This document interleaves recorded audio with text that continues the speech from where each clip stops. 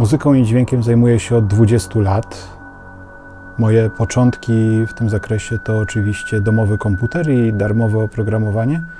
Oprogramowanie typu Tracker, które pozwoliło mi realizować pierwsze produkcje oparte na samplach i też jakimś prostym, bardzo prostym oprogramowaniu na zasadzie wtyczek VST. Te pierwsze produkcje oczywiście były w 100% amatorskie, a w czasach, kiedy je realizowałem, oczywiście można było zapomnieć o istnieniu jakiejś szczególnie rozbudowanej infosfery, chociażby internetowej, która umożliwiałaby zdobywanie wiedzy i realizację pomysłów w jakimś relatywnie szybkim tempie, więc dochodzenie do pewnych patentów i pewnych umiejętności samemu trwało czasami nieproporcjonalnie długo. Ja nie jestem człowiekiem, który wywodzi się z jakiegokolwiek środowiska. Muzyki nie wyniosłem z domu rodzinnego, nie miałem żadnego mentora i cała ta nauka i cały ten proces to było takie właśnie żmudne wypracowywanie sobie własnych patentów, własnej stylistyki, która też się zmieniała oczywiście przez lata.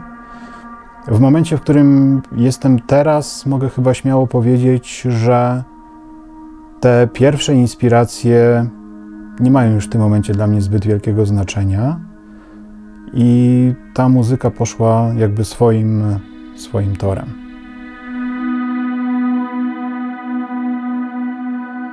Co do moich inspiracji, to oczywiście było całe grono artystów, którymi się inspirowałem, natomiast dawno wyrosłem już z traktowania innych artystów jako takich wzorców do naśladowania. To bardziej były pojedyncze patenty producenckie, to była jakby nauka ze słuchania i z takiej inżynierii wstecznej, jeśli chodzi o produkcję. I bardzo też zawsze imponowała mi pewnego rodzaju taka konsekwencja w podążaniu jakąś ścieżką, konsekwencja w rozwoju swojej twórczości.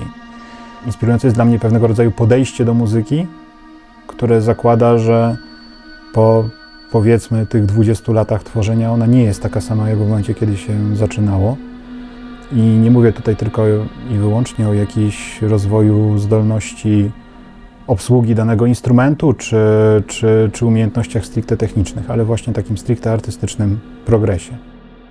Drugą rzeczą, która mnie inspiruje i jest to związane też z wykonywaniem przeze mnie nagrań terenowych, jest soundscape, czyli mówiąc prosto, nasze otoczenie dźwiękowe. Ono w którymś momencie, kiedy właśnie zająłem się nagraniami terenowymi, zaczęło mieć bardzo duży wpływ na moją twórczość i myślę, że do dziś właśnie tak jest.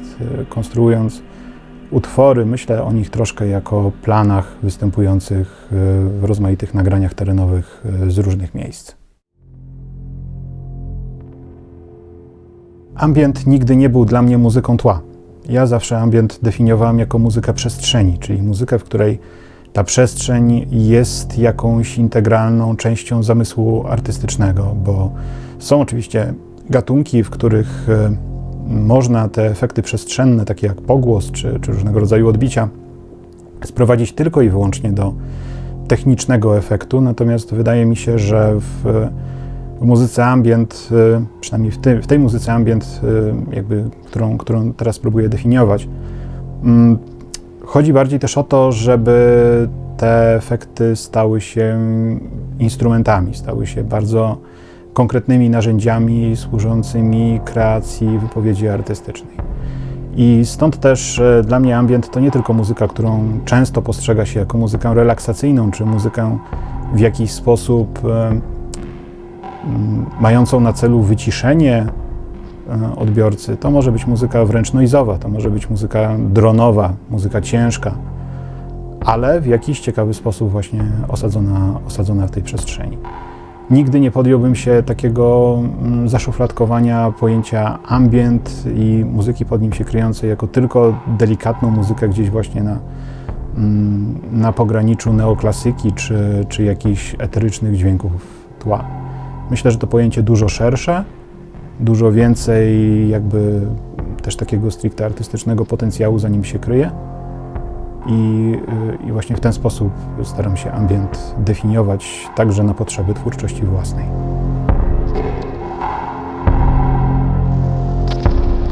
Jeśli chodzi o nagrania terenowe, to one na początku służyły mi jako pewnego rodzaju narzędzie, ponieważ nagrywałem różne dźwięki otoczenia na rekorder, który w zasadzie miał format dyktafonu, można powiedzieć. Było to bardzo proste urządzenie, ale jednak umożliwiające już rejestrację dźwięków pewnej jakości.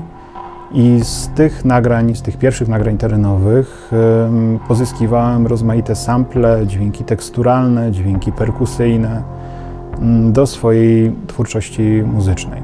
Dopiero w jakimś momencie przyszła ta refleksja, że to, co się dzieje dookoła i to, co nagrywam, można by spróbować traktować jako zupełnie odrębny byt. Już nie tak bardzo twórczy jak muzyka, bo to jest jednak zupełnie odrębna kategoria.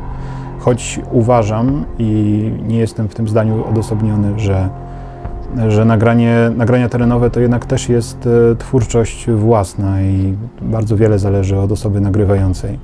Ja zawsze posługuję się takim przykładem, że jeśli 5 osobom w tym samym miejscu damy 5 rekorderów takich samych i powiemy, aby nagrały ten soundscape, który je otacza, to każda z tych osób nagra jednak troszkę coś innego. Stąd też w którymś momencie te moje nagrania terenowe również zaczęły jako zupełnie już osobne byty trafiać na wydawnictwa, trafiać do sieci i przestały być tylko dodatkiem do muzyki, jakby traktowanym bardziej jako pewnego rodzaju materia samplowana czy przetwarzana, wykorzystywana dalej. Stały się czymś osobnym i tę twórczość, tę gałąź twórczości do dziś kontynuuję, wydając kolejne zbiory tych nagrań w różnych miejscach.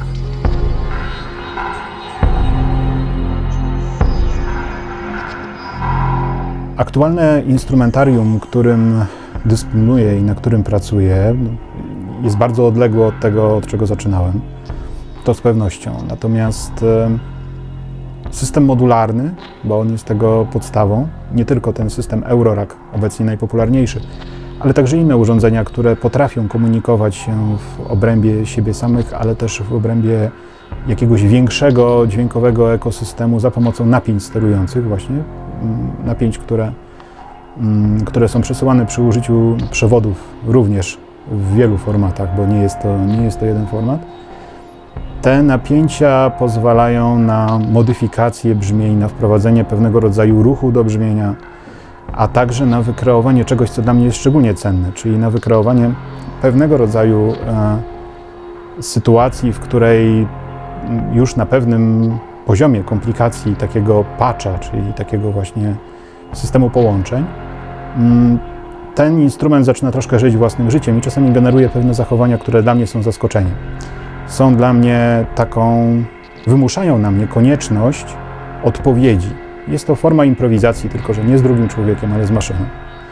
To jest jeden z najbardziej istotnych punktów tworzenia przeze mnie muzyki i doboru instrumentów.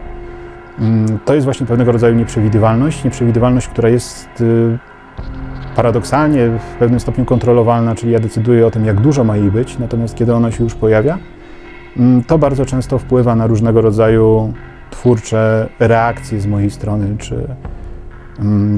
czy rozwój pewnych pomysłów, niezależnie od tego, czy nagrywam muzykę w studio, czy gram ją na żywo, ponieważ grając na żywo również trzymam się tej idei, że muzyka jednak będzie improwizowana, że jednak muzyka będzie miała duży poziom różnego rodzaju elementów, które rodzą się, powstają tu i teraz.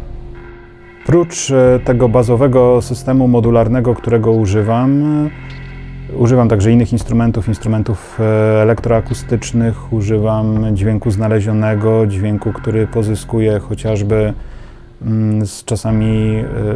z urządzeń, które nazywamy snifferami elektromagnetycznymi, czyli takimi, które potrafią na dźwięk przełożyć chociażby pola elektromagnetyczne obecne w różnych urządzeniach i w różnych miejscach.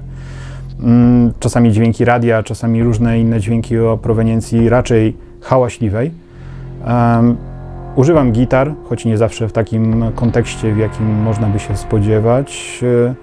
Ostatnio troszkę wróciłem też do pomysłu wykorzystania gitar w projekcie takim nieco bardziej dronowym i eksperymentalnym. Zobaczymy. jaki będzie jego dalszy los. Także generalnie staram się, aby to instrumentarium było cały czas, żeby się zmieniało w pewien sposób i w pewien sposób wpływało na moją kreatywność, ponieważ to jest to, co jest dla mnie najbardziej istotne, żeby jednak cały czas następował pewnego rodzaju progres i żeby ten sprzęt już w jakiś sposób stymulował też rozwój moich pomysłów artystycznych. Warto też dodać, że już dość dawno temu wyleczyłem się z myślenia o rozwoju domowego studio jako czegoś, co jest remedium na wszelkiego rodzaju brak inwencji czy pomysłów artystycznych, bo tak do końca nie jest. Myślę, że warto mieć sprzęt w takim kontekście, że dzięki niemu uczymy się pewnych rzeczy. Natomiast staram się, aby jednak ten setup, którego używam na co dzień, jednak trzymać jego rozmiar w ryzach, żeby też nie było też takich sytuacji, które paradoksalnie występują, że mając nadmiar pewnego sprzętu nie jesteśmy w stanie skupić się na wykorzystaniu 100% jego możliwości i to też nie jest sytuacja wbrew pozorom korzystna dla artysty.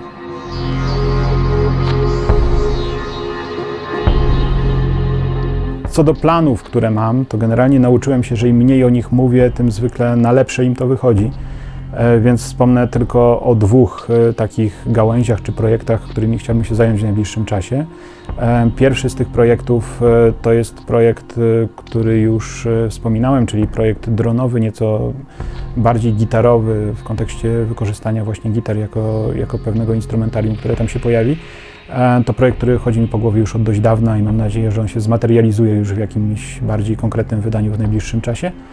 A kolejna ta gałąź, bo nawet ciężko tu mówić o jednym projekcie, to właśnie nagrania terenowe i kolejne projekty z tym związane, które już się pomału krystalizują i materializują i mam nadzieję, że w niedługim czasie będzie już możliwość rozpoczęcia pracy nad ich realizacją.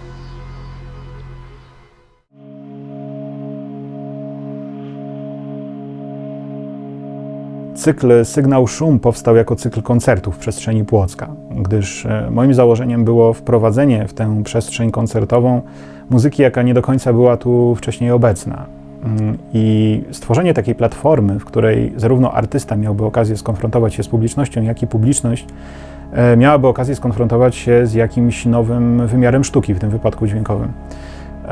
Ten koncept realizuję już od kilku lat. Teraz realizujemy go jako Fundacja Nobiscum. Po drodze były też podcasty radiowe, po drodze powstała strona internetowa, na której zaczęły pojawiać się również informacje odnośnie wydawnictw czy wydarzeń, niezbyt regularne, ale jednak są. No i oczywiście ten projekt online, który powstał w tym roku, którego częścią jest ten wywiad i koncert. Dlatego Sygnał Szum w którymś momencie stał się jednak czymś więcej niż tylko cyklem koncertowym, choć z całą pewnością chciałbym, żeby te koncerty w przestrzeni, szczególnie po pandemicznej przerwie, powróciły i żeby nadal móc kontynuować ten jakby rdzeń, tę pierwszą ideę projektu, jaką była właśnie konfrontacja z muzyką poszukującą, bo to chyba najlepsze określenie, konfrontacja z muzyką poszukującą na żywo. Polska scena muzyki elektronicznej, elektroakustycznej, tej poszukującej muzyki, która w jakiś sposób gdzieś celuje w te nowe formy wyrazu, ale także muzyki improwizowanej, muzyki, która jest w jakimś aspekcie zawsze jest nowa, zawsze jest świeża. Ta scena jest naprawdę konkretna i wydaje mi się, że warto pokazywać twórczość właśnie tych, biorąc to w cudzysłów, naszych artystów, ponieważ za nimi często nie stoją jednak prężne chociażby agencje bookingowe czy PR-owe, które ich twórczość są w stanie gdzieś szerzej wyeksportować. Do tej pory w ramach cyklu koncertowego Sygnał Szum, tego, który dział się tu w przestrzeni Płocka, gościło 20 artystów bądź projektów artystycznych, także to dość spora ilość. Miało miejsce około 30 różnych wydarzeń, w tym wydarzenia warsztatowe, bądź spacer dźwiękowy chociażby z Marcinem Barskim i Marcinem Dymiterem jeszcze w 2019 roku, chyba pierwszy tutaj w przestrzeni Płocka. W ramach cyklu obecnie były nagrania terenowe, w ramach cyklu obecna była właśnie kwestia soundscape'u nas otaczającego. To też jest dość istotny element, który chciałbym też w ramach tego cyklu rozwijać. Jaka będzie jego przyszłość, zobaczymy. Tak jak wspominałem, chciałbym powrotu do koncertów w przestrzeni, ale też z całą pewnością nie zamierzam całkowicie zawieszać takich pomysłów jak chociażby podcasty czy projekty online w różnej formule.